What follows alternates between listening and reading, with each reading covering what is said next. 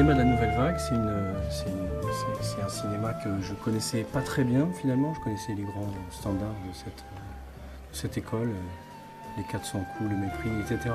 Et donc, quand je me suis penché sur ce projet, quand j'ai commencé à écrire pour ce projet, j'ai donc revu tous les films évidemment, et je me suis vraiment passionné pour cette école, pour ces films. Au départ, c'est venu de l'idée que la musique des films français avait été finalement très peu reprise par les musiciens de jazz en général, notamment cette musique-là qui est très imprégnée de jazz, c'est-à-dire évidemment la musique de Martial Solal pour À bout de souffle, la musique de Miles Davis pour L'ascenseur pour l'échafaud, mais aussi donc j'ai découvert que tous les compositeurs, c'est-à-dire Georges Delerue, Antoine Duhamel, etc., n'avaient jamais ou très peu été repris par des musiciens de jazz. En tout cas, dans cette formation, pas à ma connaissance.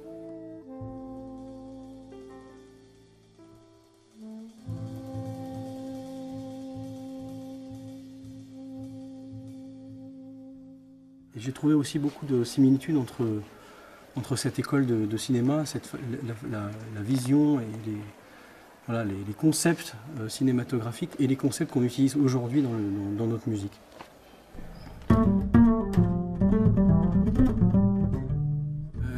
L'idée, c'était pas justement de les traiter comme des standards de jazz, parce que je trouvais que c'était pas très intéressant. Finalement, je l'ai utilisé comme un matériau brut, c'est-à-dire j'ai relevé toute la musique qu'on joue, c'est quelque chose que j'ai directement relevé, transcrit moi-même.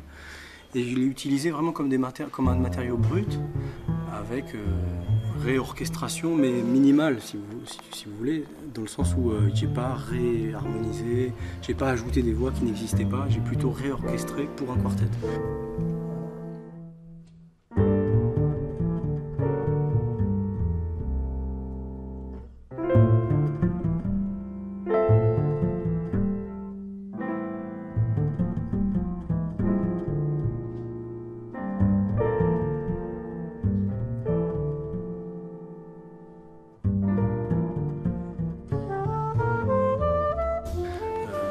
La plupart des musiques sont des musiques orchestrales, donc pour cordes souvent, et que ce soit le Mépris ou Pierrot le Fou, etc. C'est une musique qui est relativement traditionnelle dans l'écriture.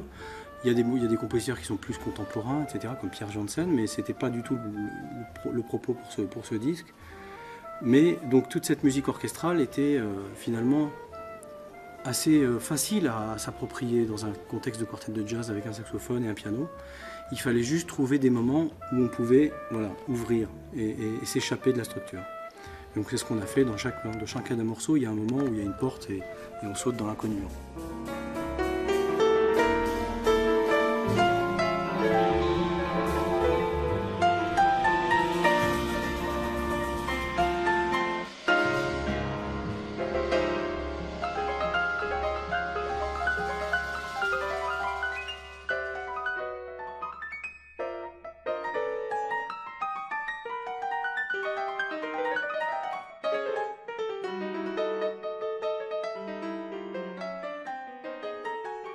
Le fait ensuite de jouer une musique qui est très complexe harmoniquement, qui est avec un contenu harmonique très fort, pour moi ça voulait aussi dire qu'il fallait quelqu'un qui sache interpréter cette musique-là, aussi bien la musique de Duhamel que de Delerue, que de Legrand. Il y a une complexité et une subtilité harmonique qui pour moi convenait bien à John Taylor.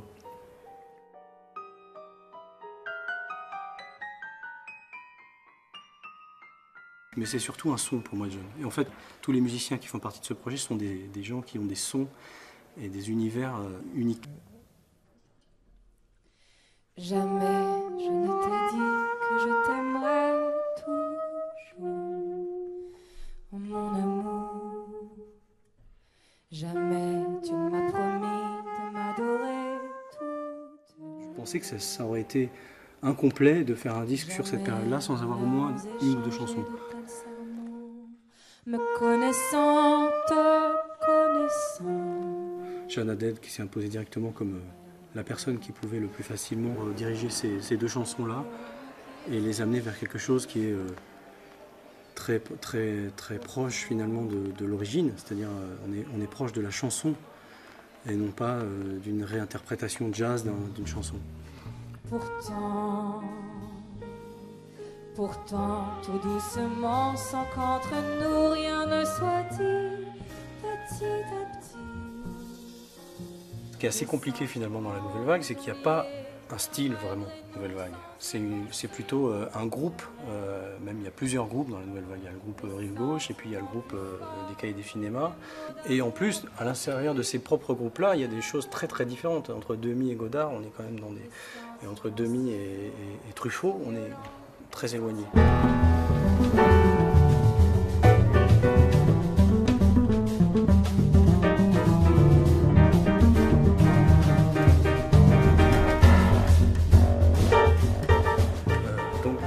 Finalement, en fait, ce qui les rassemble, comme disait Truffaut, c'est la liberté, justement. Cette envie de se détacher d'un cinéma traditionnel et voilà, du cinéma des années 50 qui était un peu finalement sclérosé.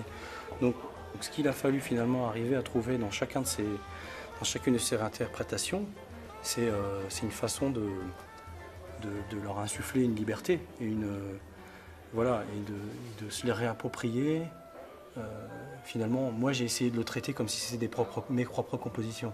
J'ai pas essayé de coller à chaque fois au style du compositeur parce que c'était impossible de faire quelque chose d'unique et d'unifié en jouant dans le style 2 ou dans le style 2. Et ça n'avait pas d'intérêt pour moi.